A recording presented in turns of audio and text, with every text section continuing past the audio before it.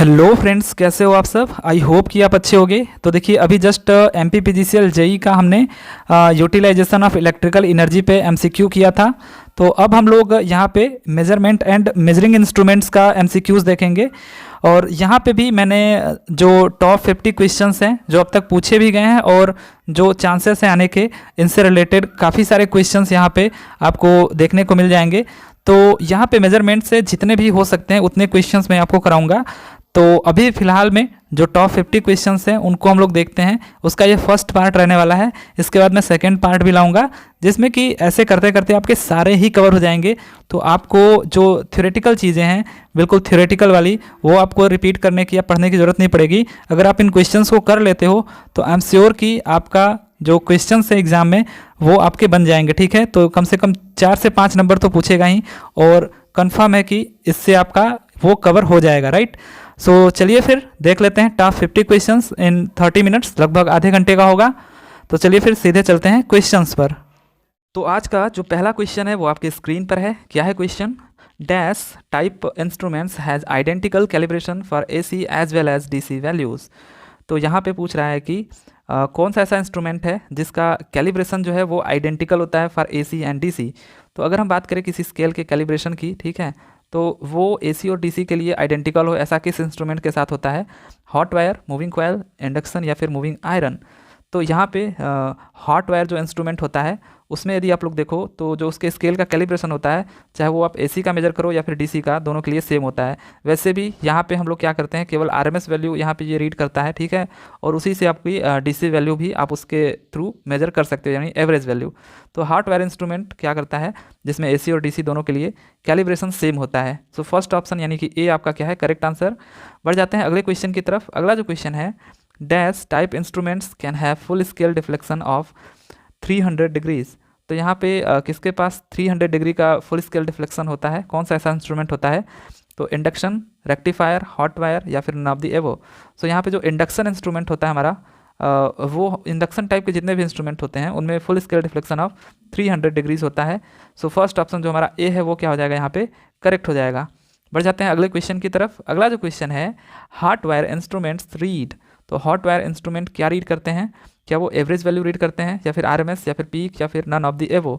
सो देखिए, hot wire instrument अभी मैंने आपको बताया कि ये केवल और केवल RMS वैल्यू को ही रीड करता है, राइट। और अगर हम बात करें यहाँ पे कि फिर ये AC और DC दोनों के लिए यूज़ होता है, AC प्लस DC के लिए, तो फिर DC कैसे मेजर होता है? तो RMS वैल्यू को ही रीड करता है। इसके लिए जो स्केल होता है वो एक ही, जो हमारा कैलिब्रेशन होता है इसमें एक ही टाइप का, तो आप उससे RMS वैल्यू मेजर करने के बाद उससे आप फिर एवरेज इसका निकाल सकते हो, राइट। सो हमेशा ये RMS वैल्यू ही रीड करता है हॉट वायर इंस्ट्रूमेंट्स। सो यहाँ पे सेकंड जो ऑप्शन है B, वो आपका क्या हो जाएगा, करेक्ट हो जाएगा। बढ़ जाते हैं अगले क्वेश्चन की तरफ। अगला जो क्वेश्चन है, which of the following instruments can be used for measuring 132 kV AC voltage. तो यहाँ पे कौन सा ऐसा इंस्ट्रूमेंट है जिससे हम लोग 132 kV AC वोल्टेज मेजर कर सकते हैं? तो ये आपका केवल इलेक्ट्रोस्टैटिक वोल्ट मीटर होता है, ठीक है। हॉट वायर वोल्ट मीटर की बात करें या फिर moving coil volt meter, moving iron, ये सब हमारे इंस्ट्रूमेंट होते हैं जो इतना ज़्यादा वोल्टेज को नहीं मेजर कर पाते हैं। बट इलेक्ट्रोस्टैटिक वोल्ट मीटर जो है, फर्स्ट ऑप्शन यहाँ यानी कि A, ये आपका क्या है, करेक्ट आंसर। इससे आप 132 kV AC वोल्टेज तक को भी मेजर कर सकते हो। बढ़ जाते हैं अगले क्वेश्चन की तरफ। In dash instruments the deflecting torque depends on the frequency. So कौन सा ऐसा इंस्ट्रूमेंट है जिसमें डिफ्लेक्टिंग टार्क फ्रीक्वेंसी पे डिपेंड करता है? तो जब भी फ्रीक्वेंसी की बात आए तो आप समझ जाना ये बात करने जा रहा है इंडक्टर या फिर कैपेसिटर, ऐसे चीज़ों की, ठीक है। तो इंडक्टर या फिर जब भी कैपेसिटर वाले चीज़ों की बात करें, तो फ्रीक्वेंसी की बात करें तो इंडक्टर और कैपेसिटर वाली चीज़ों को आप याद रखना। तो यहाँ पे जो फर्स्ट ऑप्शन है आपका इंडक्शन टाइप, तो इंडक्शन टाइप इंस्ट्रूमेंट ऐसा है जिसमें जो डिफ्लेक्टिंग टार्क होता है TD, वो आपका फ्रीक्वेंसी पे भी डिपेंड करता है, राइट। सो first option induction type instruments, ये आपका क्या है, करेक्ट आंसर है। बढ़ जाते हैं अगले क्वेश्चन की तरफ। अगला जो क्वेश्चन है हमारा, dash is commonly used material for thermocouples. तो इनमें से कौन सा ऐसा मटेरियल है जो कि थर्मोकपल्स के लिए कॉमनली यूज्ड होता है? तो यहाँ पे आपका है प्लैटिनम, रोडियम या फिर क्रोमेल, एल्यूमेल या फिर क्रोमेल, कोपल या फिर एनी ऑफ द अबव। सो ये जितने भी आपको दिख रहे हैं, प्लैटिनम, रोडियम या फिर क्रोमेल, एल्यूमेल या फिर क्रोमेल, कोपल, तो ये सारे के सारे आपके जो हैं थर्मोकपल्स के लिए यूज्ड होने वाले मटेरियल्स हैं।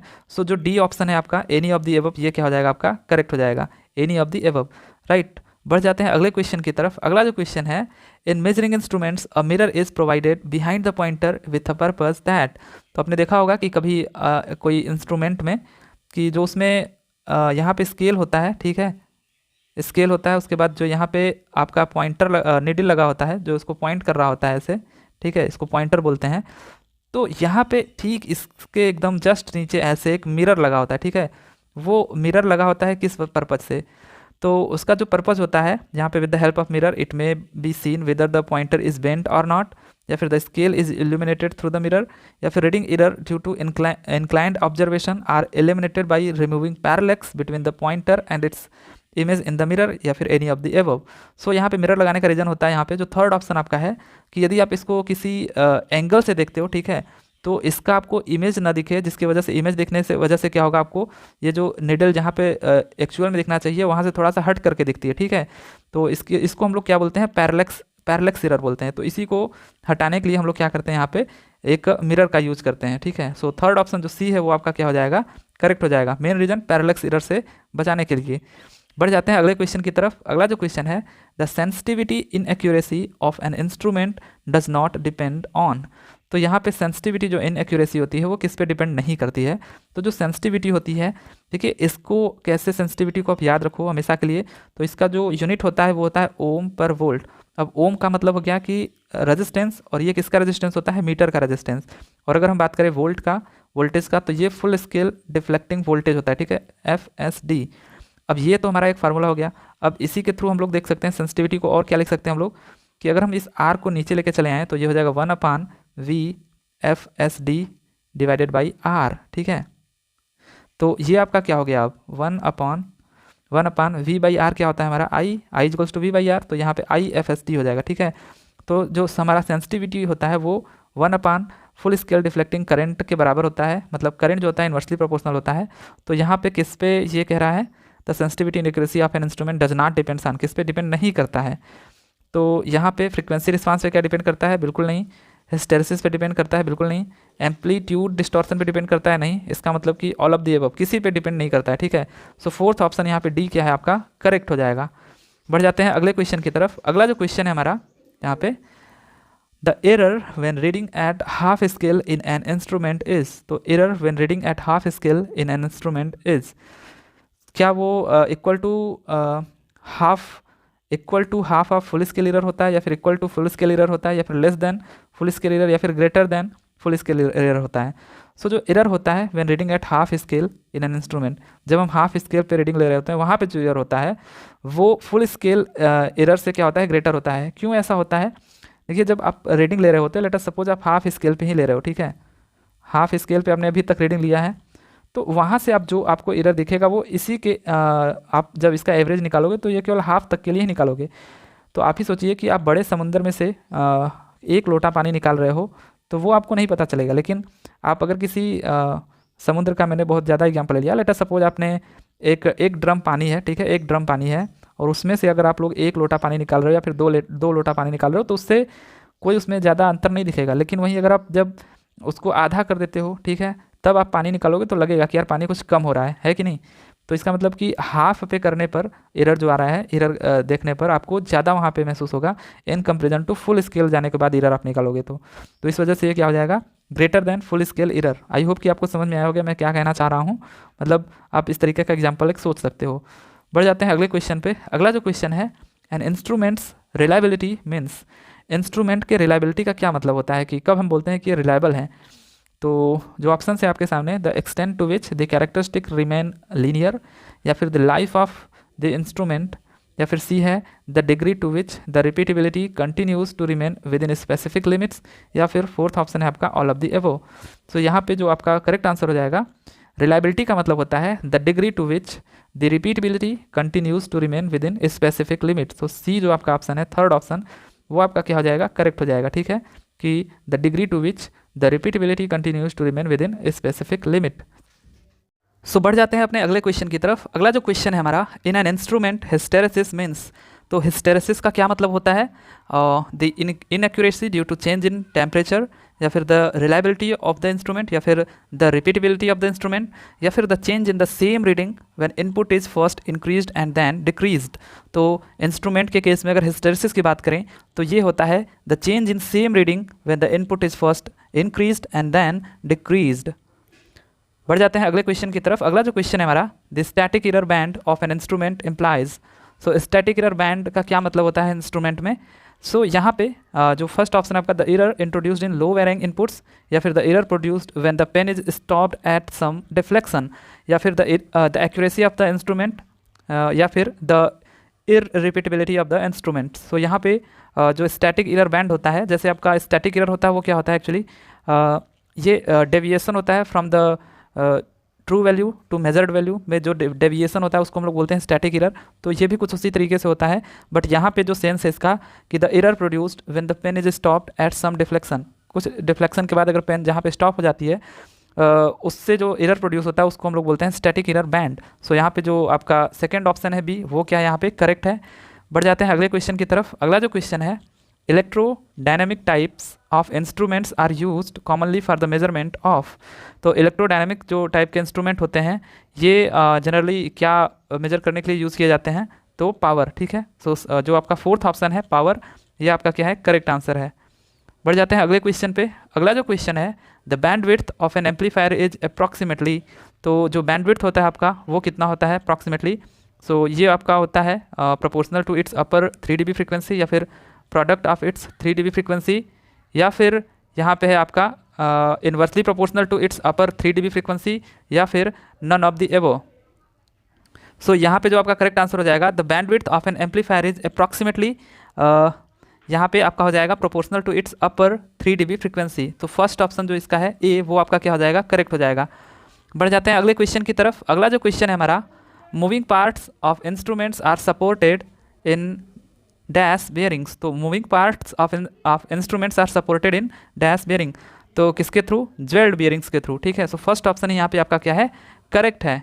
बढ़ जाते हैं अगले क्वेश्चन की तरफ। अगला जो क्वेश्चन है हमारा, dead time of the instrument is. Dead time क्या बोलते हैं? किसी भी इंस्ट्रूमेंट के डेड टाइम को क्या बोलते हैं? सो डेड टाइम को हम बोलते हैं the time required by an instrument to begin to respond to a change in the measurand, ठीक है। सो डेड टाइम हमारा यही होता है कि the time required by an instrument to begin to respond to change in the measurand. So first option जो यहाँ पे आपका वो आपका करेक्ट है।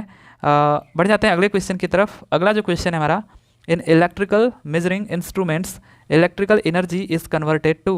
सो इलेक्ट्रिकल मेजरिंग इंस्ट्रूमेंट की बात करें यदि हम लोग, तो electrical energy is converted to किस में होता है? किसी भी मेजरिंग इंस्ट्रूमेंट की बात कर रहे हैं तो ऑलवेज जो इलेक्ट्रिकल होती है वो मैकेनिकल एनर्जी में कन्वर्ट होती है, क्योंकि अगर हमको वोल्टेज करंट पावर कुछ भी मेजर करना है तो उससे उसमें होता क्या है, जो इलेक्ट्रिकल एनर्जी होती है उससे मैकेनिकल वर्क होने लगता है, या जैसा कि मतलब जो कॉइल्स होते हैं या फिर जो निडल होती है वो मूव करने लगती है, ठीक है, टॉर्क वगैरह प्रोड्यूस होता है।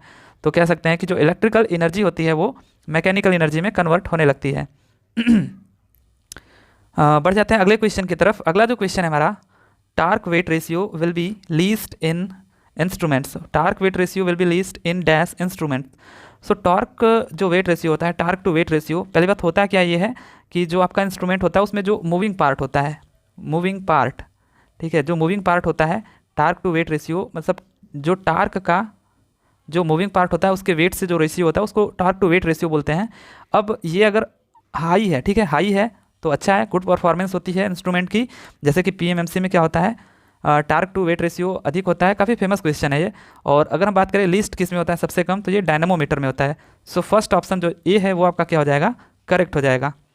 बढ़ जाते हैं अगले क्वेश्चन की तरफ। अगला जो क्वेश्चन है, vibrating reeds are use in which of the following instruments.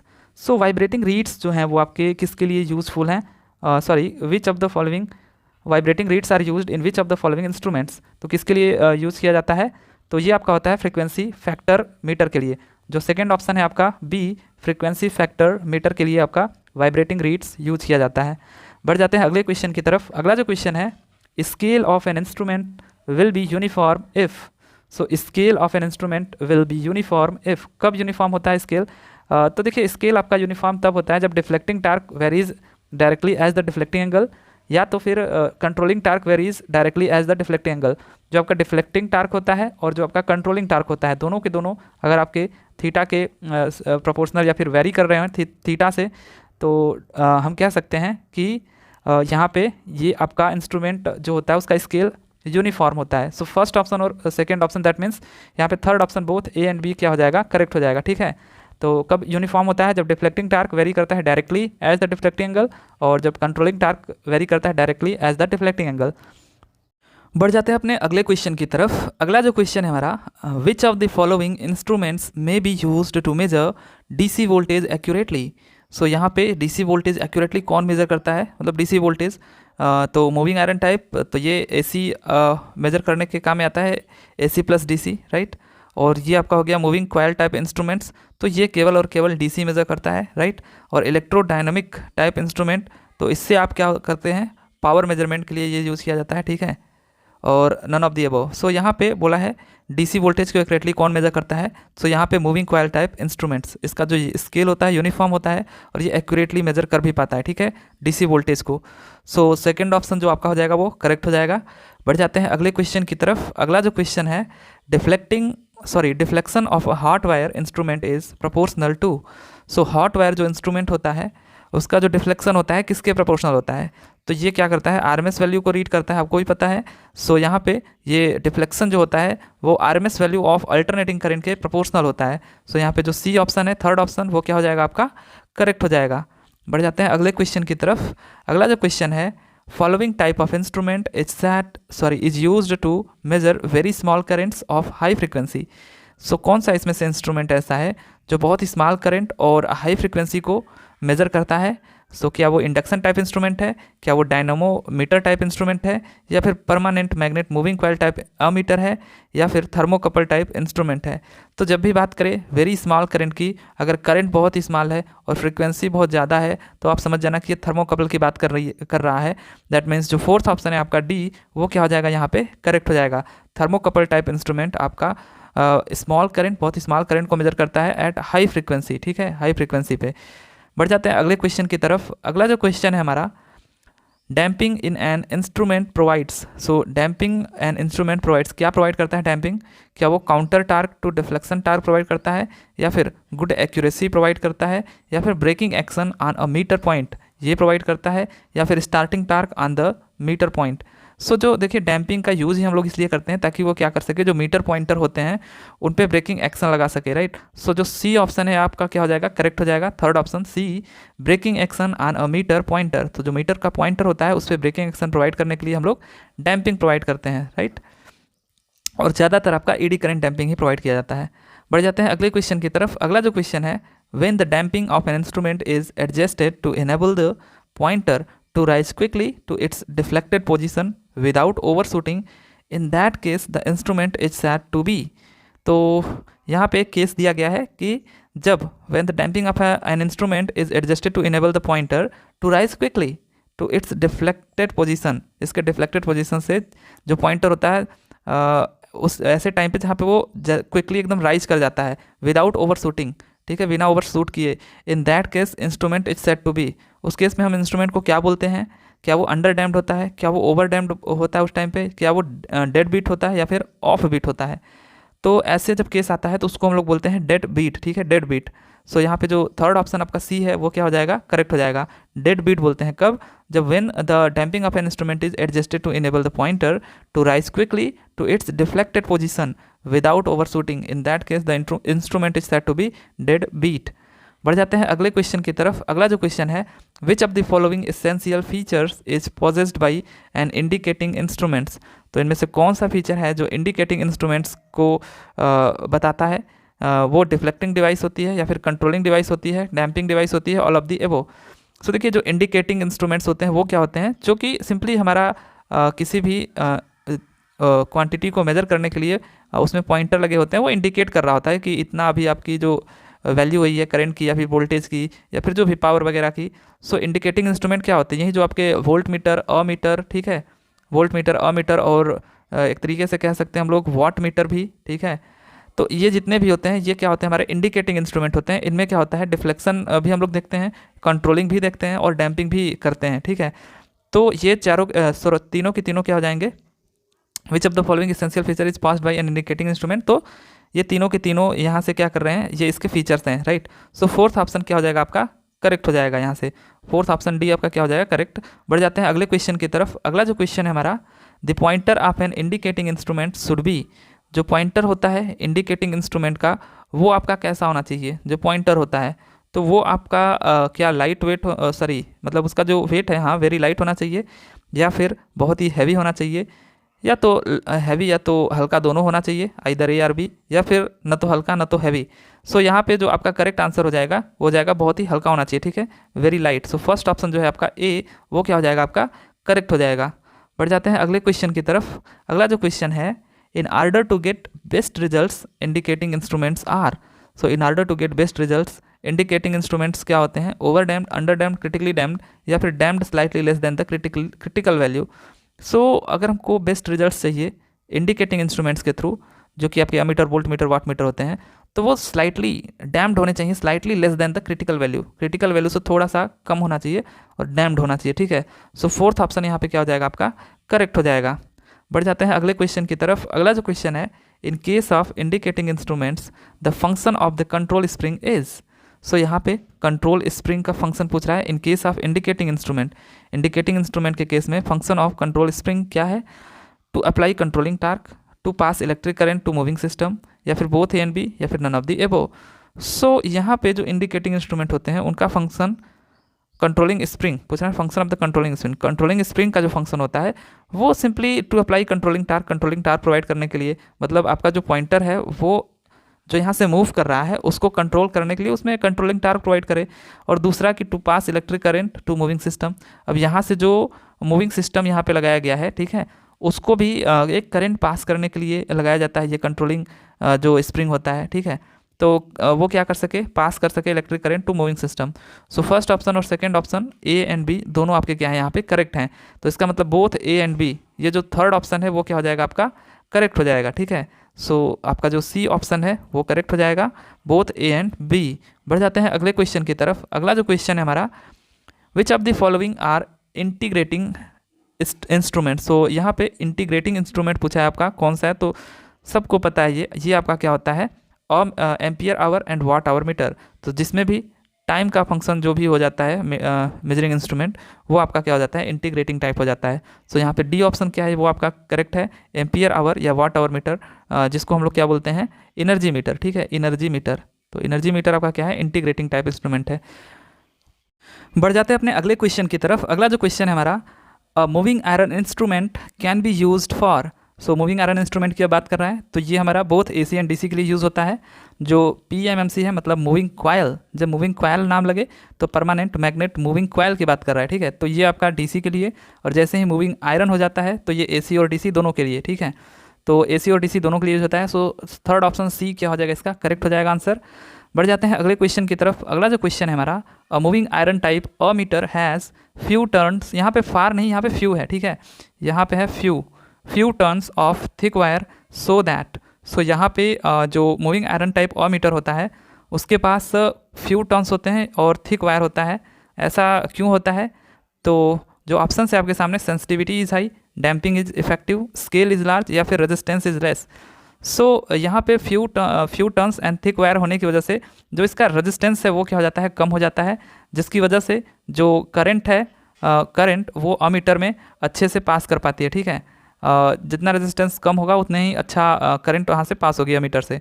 सो इस वजह से जो मूविंग आयरन टाइप अमीटर होता है उसका जो टर्न्स होता है वो कम होता है और थिक वायर यूज होता है।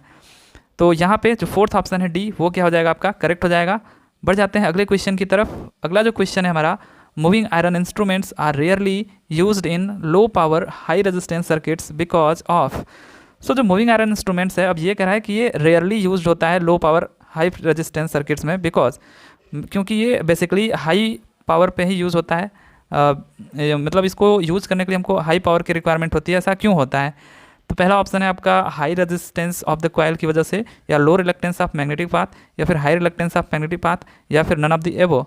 सो यहाँ पे मैं आपको यदि बताऊँ तो देखिए, the moving iron meter has a large magnetic reluctance as compare to the PMMC meter. So इनका जो मैग्नेटिक रिलक्टेंस होता है वो बहुत लार्ज होता है, that's why more power is required to operate the moving iron metre.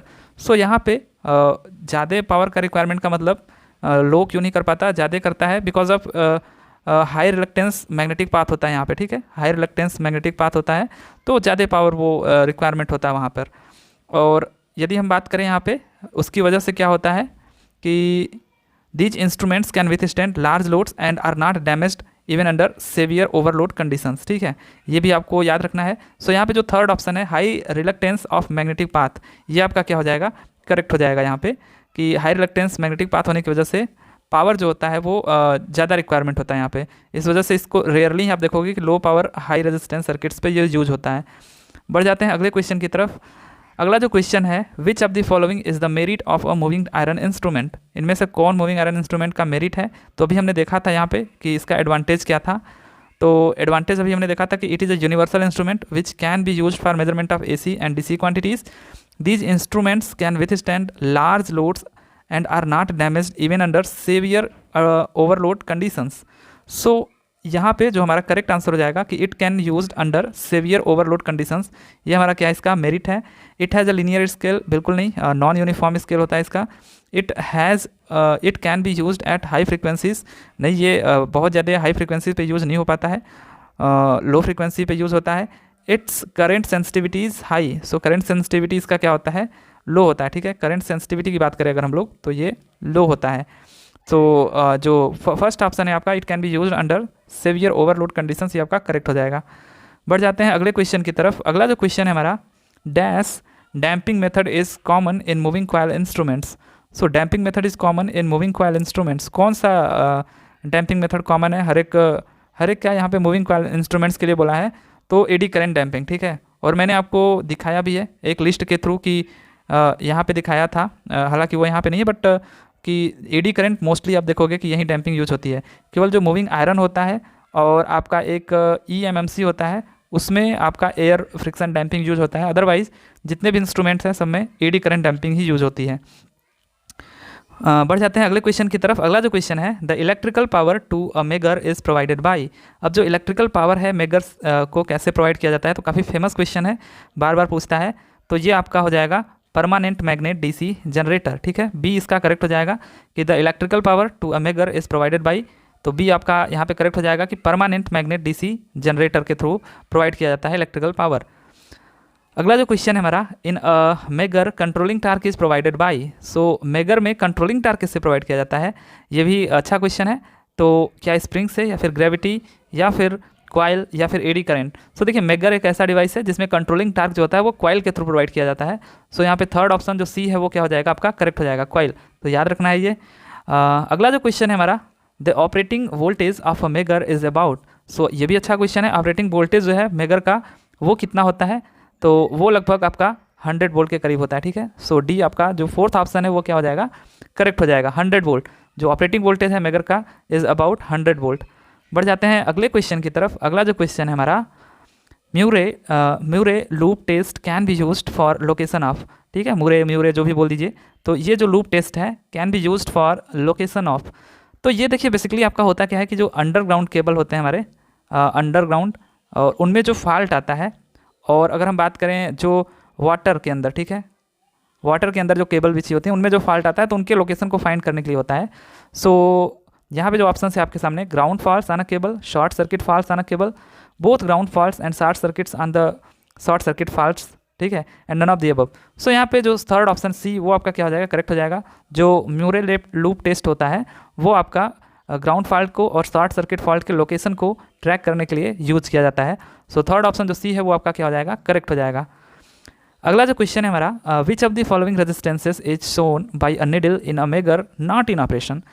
तो अगर हम बात करें मेगर की, तो इनमें से किस रेजिस्टेंस की वैल्यू पे जो निडल होता है वो शो तो होता है, बट वो ऑपरेशन में नहीं होता है। तो क्या 0 ओम या 500, 1000, इन्फिनिटी, या फिर none of the above. So obviously infinity पे जो मतलब यहाँ पे दिया गया है वो ऑपरेशन में नहीं होता है, बस उसको बस शो किया जाता है, ठीक है। तो यहाँ पे इन्फिनिटी इसका क्या हो जाएगा, करेक्ट आंसर हो जाएगा फोर्थ वाला कि विच of the following resistance is shown by which of the following resistance is shown by a needle in a meter is not in operation, right? So यहाँ पे आपका इन्फिनिटी क्या हो जाएगा, करेक्ट आंसर हो जाएगा। बढ़ जाते हैं अपने अगले क्वेश्चन की तरफ। अगला जो क्वेश्चन है हमारा, megger is used to measure. So megger यहाँ पे किस चीज़ को यूज़ करने मेजर करने के लिए यूज़ किया जाता है, तो ऑब्वियसली ये हमारा इंसुलेशन रेजिस्टेंस को मेजर करने के लिए किया जाता है। सो थर्ड ऑप्शन यानी कि सी आपका क्या है, करेक्ट आंसर है, इंसुलेशन रेजिस्टेंस को मेजर करने के लिए। अगला जो क्वेश्चन है हमारा, megger is operated by. So megger operate कैसे होता है, किसके थ्रू, तो ये भी काफ़ी अच्छा क्वेश्चन है और पूछा जाता है हमेशा बार बार। सो क्या इंटरनल बैटरी या फिर एन एक्सटर्नल वोल्टेज सोर्स के थ्रू या फिर an internal hand driven generator होता है या नन ऑफ दी अबव। सो जो मेगर होता है वो आपका एक इंटरनल हैंड ड्रिवन जनरेटर के थ्रू क्या होता है, ऑपरेट होता है। सो थर्ड ऑप्शन यहाँ पे जो सी है वो क्या हो जाएगा, आपका करेक्ट हो जाएगा। अगला जो क्वेश्चन है हमारा 43 नंबर का, megger will give resistance values which. So megger will give resistance values which. So यहाँ पे increase with the speed of the hand driven dynamo या फिर decrease with the speed of hand driven dynamo या फिर remain constant irrespective of the speed. So अभी जो हमने देखा था जिस हैंड ड्रिवन जनरेटर से ये ऑपरेट हो रहा था, तो क्या जो उसकी रेजिस्टेंस जो मेजर करता है वो इसके स्पीड पे डिपेंड करता है, तो बिल्कुल नहीं करता है, स्पीड से कोई इसको मतलब नहीं है। सो यहाँ पे जो थर्ड ऑप्शन है वो सी, वो क्या हो जाएगा, करेक्ट हो जाएगा कि megger will give resistance values which remain constant irrespective of the speed, right. बढ़ जाते हैं अगले क्वेश्चन की तरफ। अगला जो क्वेश्चन है हमारा, control springs are made up of. तो जो कंट्रोल स्प्रिंग्स हैं वो किसके बने होते हैं आपके, क्या वो फॉस्फोर ब्रांच के बने होते हैं या फिर कॉपर या फिर सिल्वर या फिर स्टील, किसके बने होते हैं। जो कंट्रोल स्प्रिंग्स होते हैं वो आपके फास्फोर ब्रांच के बने होते हैं। तो फर्स्ट ऑप्शन यहाँ पे ए, वो आपका क्या हो जाएगा, करेक्ट हो जाएगा। अगला क्वेश्चन देख लेते हैं। अगला जो क्वेश्चन है हमारा, changes in atmospheric temperature humidity etcetera causes errors. So कौन सा एरर होता है एटमॉस्फेरिक टेम्परेचर और ह्यूमिडिटी के कारण। सो ऑब्वियसली दिखने से पता चल रहा है कि क्या ये कुमुलेटिव होता है, सिस्टमेटिक होता है या इन्वायरमेंटल या इंस्ट्रूमेंटल। सो सिंपल सी बात है, यहाँ पे ये इन्वायरमेंटल एरर होता है। Changes in atmospheric temperature humidity etcetera causes, कौन सा एरर होता है, इन्वायरमेंटल एरर होता है। अगला क्वेश्चन देख लेते हैं। अगला जो क्वेश्चन है हमारा, an induction meter can handle current up to. So कितना करंट हैंडल कर पाता है इंडक्शन मीटर की बात करिए यदि हम लोग तो ये लगभग आपका 100 एम्पियर, ठीक है, 100 एम्पियर तक के करंट को हैंडल कर पाता है। सो फोर्थ ऑप्शन जो डी है वो आपका क्या हो जाएगा, करेक्ट हो जाएगा। अगला क्वेश्चन हमारा है जो वो ये कह रहा है, for handling greater currents induction watt meters are used in conjugation with. So handling greater currents को हैंडल करने के लिए जो इंडक्शन वाट मीटर होता है आर यूज्ड इन, किसके कंजुगेशन के साथ यूज करते हैं हम लोग। सो क्या पोटेंशियल ट्रांसफार्मर या करंट ट्रांसफार्मर या पावर ट्रांसफार्मर या फिर आइदर ऑफ द अबव या none of the above. So यहाँ पे आपका जो करेक्ट आंसर हो जाएगा, करंट ट्रांसफार्मर के थ्रू, ठीक है, करंट ट्रांसफार्मर के साथ कॉन्जुगेट होता है ये आपका induction watt meter for greater currents, ठीक है, फॉर हैंडलिंग ग्रेटर करेंट्स। बढ़ जाते हैं अपने अगले क्वेश्चन की तरफ। अगला जो क्वेश्चन है हमारा, induction type single phase energy meter measures electric energy in. तो यहाँ पे induction type single phase energy meter की बात करी जा रही है and induction type single phase energy meters measure electric energy in. So ये तो सबको पता होगा कि ये किलोवाट आवर में मेजर करते हैं हम इसको, ठीक है, एनर्जी मीटर एक तरीके से, तो वो आपका टाइम का फंक्शन होता है, तो kilowatt hour, right. So third option C आपका यहाँ पे क्या हो जाएगा, करेक्ट हो जाएगा। अगला क्वेश्चन जो हमारा है, the chemical effect of current is used in. So जो केमिकल इफेक्ट होता है of current is used in, किसमें, क्या डीसी अमीटर आवर मीटर में या फिर डीसी अमीटर में या फिर डीसी एनर्जी मीटर में या none of the above. So chemical effect of current is used in, तो ये आपका होता है डीसी अमीटर आवर मीटर में, ठीक है, डीसी अमीटर आवर मीटर में आपका केमिकल इफेक्ट होता है। The chemical effect of current जो यूज होता है वो डीसी अमीटर आवर मीटर में यूज होता है। अगला क्वेश्चन देख लेते हैं, which of the following properties a damping oil must possess. ठीक है, तो इनमें से कौन सी प्रॉपर्टी है जो डैम्पिंग ऑयल ज़रूर पूरा करती है। सो ये क्या होना चाहिए, must be a good insulator, बिल्कुल, और दूसरा है शुड बी नॉन एवोपरेटिंग, तो नॉन एवोपरेटिंग होना चाहिए, should not have corrosive action upon the metal of the vane. ठीक है, सो यहाँ पे कह रहा है कि शुड नॉट हैव कोरोजिव, तो कोरोजिव नहीं होना चाहिए action upon the metal of the vane, तो बिल्कुल ये भी नहीं होना चाहिए। अगला देखते हैं, the viscosity of the oil should not change with the temperature. So बिल्कुल जो विस्कोसिटी है वो भी टेम्परेचर के साथ चेंज नहीं होना चाहिए, तो ये भी सही है। इसका मतलब कि सारी की सारी जो प्रॉपर्टीज यहाँ पे दी गई हैं वो सारे के सारे पजेस होने चाहिए डैम्पिंग ऑयल के लिए। सो यहाँ पे ऑल ऑफ द एबव जो हमारा लास्ट ऑप्शन है ई, वो क्या हो जाएगा, करेक्ट हो जाएगा, all of the above, right. So यहीं तक करते हैं हम लोग। ये रहे आपके मेजरमेंट के अगले 50 क्वेश्चंस। तो आई होप कि यहाँ तक आपने अच्छे से देखा होगा, ठीक है। तो फिर मिलते हैं अब अगले जो हमारे क्वेश्चंस हैं अगले टॉपिक